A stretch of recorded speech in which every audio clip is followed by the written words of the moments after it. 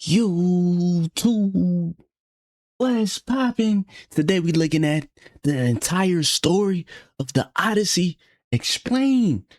Let's see what they talking about, man. The Odyssey is one of the oldest stories ever told, nearly 3,000 years old. But the entire 10-year nightmare happened because one man couldn't keep his mouth shut after winning a fight. One man? Seriously. All because of one Odysseus man? had already escaped. He was safely sailing away when he turned around and shouted his real name at the monster he'd just blinded. That single moment of ego turned what should have been a 2-week voyage into 10 years of monsters, shipwrecks, angry gods, and disaster. He left Troy with 12 ships and more than 600 men. Not one of them made it home. A witch turned his crew into pigs, a 6-headed monster devoured his sailors, and even the gods themselves wanted him dead. So, how did the smartest man in ancient Greece outsmart himself for an entire decade? Let's start at the end of the Trojan War. For 10 years, the Greeks had camped outside the walls of Troy, right here on the coast of modern-day Turkey. The Trojans wouldn't come out, and the Greeks couldn't get in. Odysseus had an idea. Build a giant wooden horse, hide soldiers inside, and leave it at the gates as a gift. Are we sure this is gonna work? Trust me. Oh, man. This is the problem right here, man. Just stay in your lane. Odysseus, Odyssey, whatever your name is, man. The Greeks just stay on your side, and the Trojans, the Troy, gonna stay on their side, man. Nah, you wanna interfere, you wanna take over. Come on now. You get somebody an inch, and they take a mile every time. All of this overpower, man. Everyone loves a gift horse. They want to be controlling. Look inside? Who looks inside a horse? The Trojans dragged it through the gates. That night, the Greeks climbed out, opened the gates, and burned Troy to the ground. War over, Odysseus was a hero. Now all he had to do was sail home to his wife Penelope and his son Telemachus on the island of Ithaca, right here. Should have taken about 2 weeks. It took 10 years. Dang, the first stop was Ismaris, right here, home of Cecones. Odysseus and his men raided the city, grabbed treasure and wine, and Odysseus told his men to get back on the ships. Did they listen? Of course not. They stayed on the beach and partied all night. The next morning, the Cecones came back with reinforcements and killed 72 of Odysseus' men, 6 from each of his 12 ships. Day 1 of the trip home, and he's already burying soldiers. After that, a storm blew them off course for 9 days. They ended up at the island of Lotus Eaters. Anyone who ate the lotus forgot everything. Their home, their family, their entire life. Just gone. I need that. The Lotus Eater. Add that to the collection. Yeah, man, that's gonna be a powerful weapon at my disposal. Yeah, man, Lotus Eater. I'm finna look that up. Yeah. Anybody want to smoke with me? That's cool. I got something for you. I'm finna feed you a Lotus Eater. Yeah. The scouts ate it and had to be dragged back to the ships crying. Not the worst stop on the trip. That honor goes to the next one. So, how did one cave on one island turn into the biggest mistake of Odysseus' life? They landed on the island of Cyclopes. Odysseus took 12 of his best men and explored a cave filled with cheese and lambs. His men wanted to grab the food and leave. Odysseus said no. He wanted to meet the owner. The owner turned out to be Polyphemus, a one-eyed giant and son of Poseidon, the god of the sea. Polyphemus rolled a boulder over the cave entrance that was so heavy that 22 wagons couldn't move it. They were trapped. The Cyclops grabbed 2 of Odysseus' men, smashed their heads on the ground, and ate them raw. He did the same thing the next morning. 2 more men for breakfast. Odysseus couldn't kill the Cyclops because I see the issue, man. I mean, we already said it before, but Odysseus, man, you too greedy, bro. You just want to take control of everything, huh? Everything. You just want to walk into everybody's home. Just imagine that, though. Just imagine I walk into your home. I don't know you. I just walk in there, and I decide to kick my feet up and get comfortable, man. And go in your pantry, go in your fridge, and then you come home and see me there. What you gonna do? Come on, it's common sense, man. Odyssey, you gotta relax, dog. You're doing too much. You're putting your soldiers, your troops at risk, man. You throwing their life away. All for what? For some power? You wanna be greedy? Come on, man. You dealing with giants, dog. You gotta tighten up. It's a bad look. I ain't gonna lie, this kind of funny though.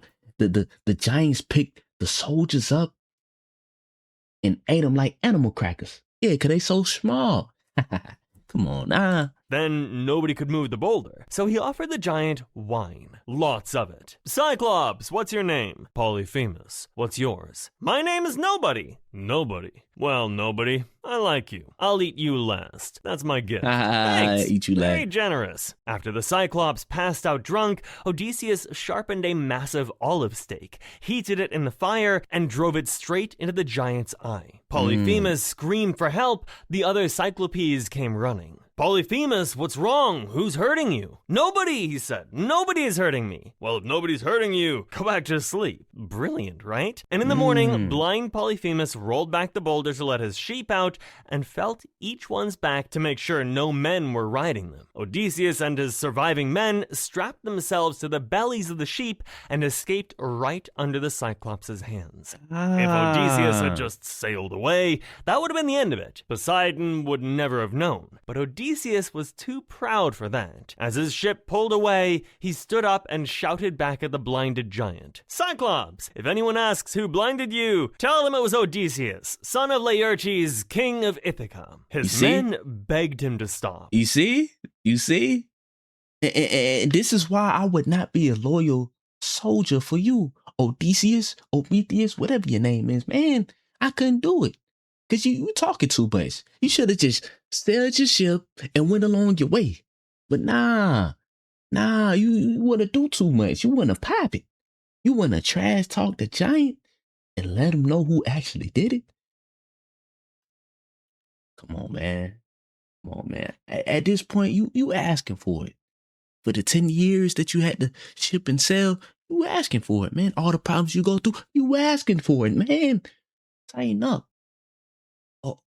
Prometheus. He didn't care. He wanted credit. And now Polyphemus had a name. He prayed to his father Poseidon, god of the sea, to curse Odysseus. Father Poseidon, make sure Odysseus never gets home. And if he does, let him arrive late, broken, alone, and to a house full of trouble. Poseidon heard every word, and he granted every part of that prayer. From this point on, the sea itself was Odysseus' enemy. The next stop was the island of Aeolus, king of the winds. Aeolus actually liked Odysseus. He put all the dangerous winds inside a leather bag and gave Odysseus a gentle west wind to carry him straight home. For 9 days, they sailed perfectly. On the 10th day, Ithaca appeared on the horizon. Odysseus could see the smoke rising from the chimneys of his own island. And then he fell asleep. His crew had been staring at that bag for 9 days, wondering what treasure was inside. The moment Odysseus closed his eyes, they opened it. What do you think is in there? Probably gold. He's been guarding it the whole trip.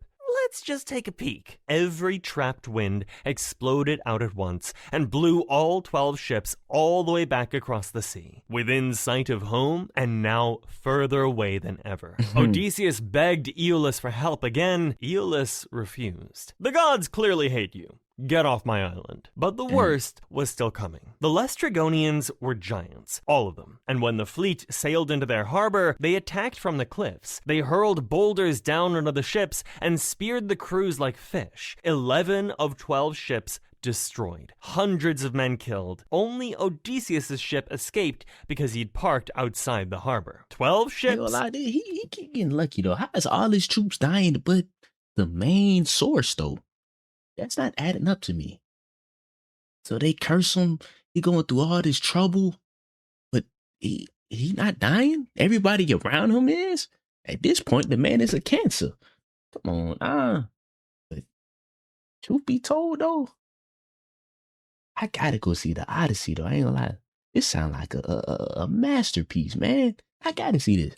Became one. Over 500 men became a few dozen, and they hadn't even reached the halfway point.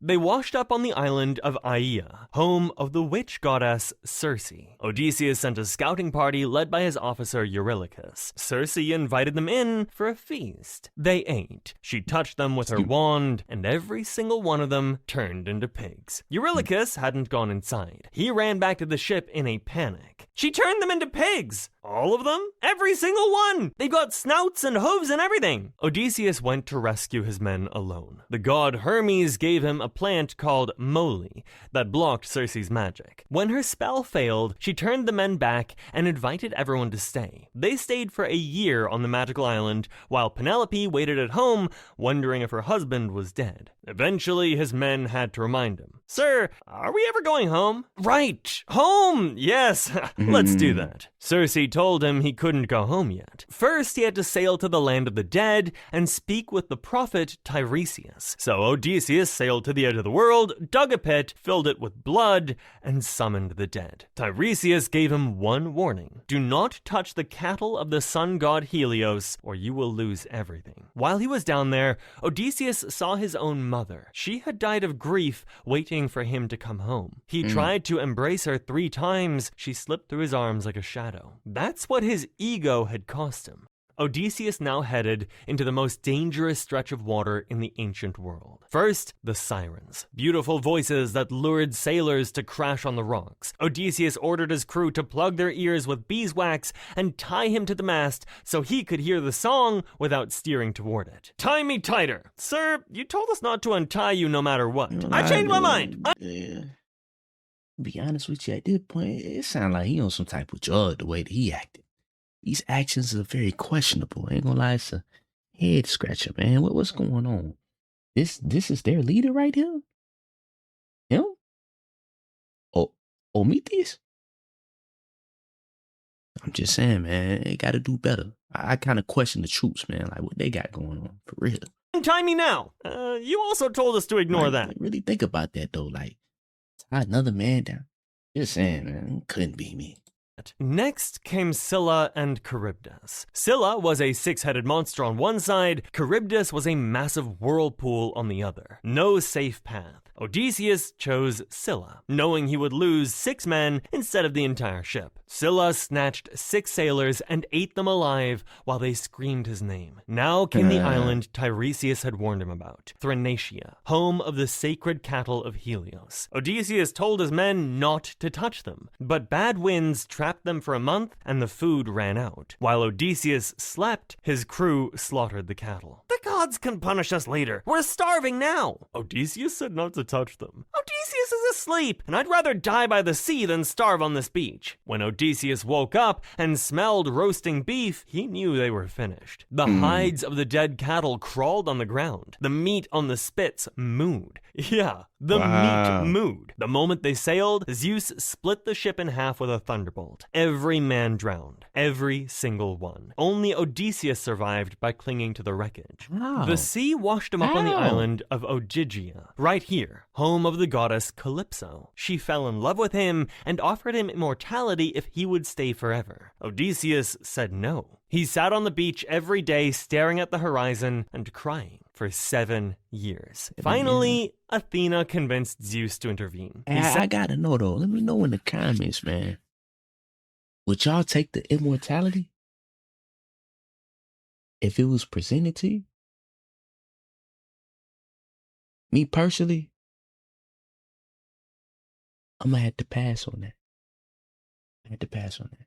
And Hermes to tell Calypso to let Odysseus go. Zeus says to release him. Of course, when a goddess loves a mortal, the gods always interfere. Are you gonna let him go or not? Fine, but I'm not giving him a ship. Odysseus built a raft and sailed for 17 days. Poseidon spotted him and smashed it into pieces, because Poseidon wasn't done. Odysseus washed up on the island of Phaeacia, where King Alcinous heard his story and gave him a ship home. He woke up on the beach of Ithaca 20 years after he had left. So, what had been happening at home for 20 years? A disaster. 108 men from the surrounding islands had moved into Odysseus's palace, eating his food, drinking his wine, and trying to force Penelope to marry one of them. They assumed Odysseus was dead. Penelope had been holding them off with one of the greatest stalling tactics in history. She told the suitors she would choose a husband after she finished weaving a burial shroud for Odysseus's father.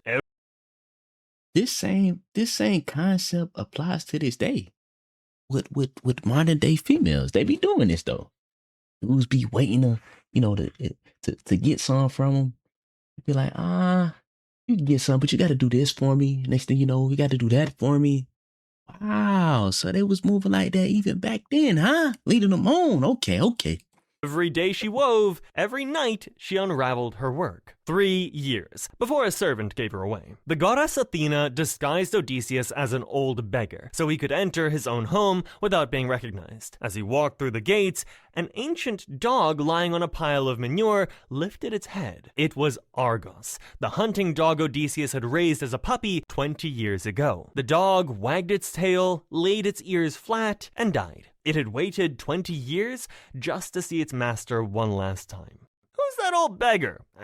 Nobody important. Then why is that dying dog wagging his tail at him? Inside the palace, the suitors mocked him, threw food at him, and treated him like garbage. One of them threw a stool at his head. Odysseus took it all, watching, counting, planning. Penelope announced a contest. Whoever could string Odysseus's great bow and shoot an arrow through 12 axe heads in a row would win her hand. One by one, the suitors tried. Not a single one could even bend the bow, let alone string it. The old beggar asked for a turn. The suitors laughed. Odysseus took the bow, strung it like it was nothing, and fired an arrow clean through all 12 axes. And then he turned the bow on the suitors. You thought your king was dead? You devoured his home? You harassed his wife? You plotted to kill his son? And now, pay for all of it. He and Telemachus killed all 108 suitors in the Great Hall. It was a bloodbath. But Penelope still wasn't convinced. 20 years is a long time. She had one final test. Servants, move the king's bed out of the bedroom for our guest. Move the bed? That bed can't be moved. I built it myself around a living olive tree. One of the bedposts is the tree itself, still rooted in the ground. Nobody knows that except me and you. That was the answer only the real Odysseus could give. Penelope broke down. They were finally reunited. 20 years, 2 wars, a curse from a god, 6-headed monsters, witches, and a decade of suitors. And it all ended with a man remembering how he built his own bed. The Odyssey. She waited 20 years for the boy. Y'all really think she waited 20 years though? Huh? With no sex? Come on, he can't fool me. Odyssey is nearly 3,000 years old, and the whole thing comes down to the same lesson it's been teaching since the 8th century BC. The smartest person in the room can still be the dumbest person in the room if they can't control their ego. Odysseus outsmarted Cyclops, resisted the Sirens, and navigated the land of the dead. But it took him 10 years to learn the one thing he should have known all along. Sometimes the smartest move is keeping your mouth shut. If you'd rather listen than watch, whether you're cooking, driving, working, gaming, or falling asleep, we're on Spotify too. Link. I don't care about that. But look though, man, this is a great video. I actually want to start doing more of these. You know what? Let me not speak too soon. But I do love a little bit of history. You know what I mean? Yeah, man. Shout out to the Odyssey. I can't wait to see that. But look though, it's your boy Scotty Love. I just want to appreciate everybody for tuning in. And last but not least, I'm gone.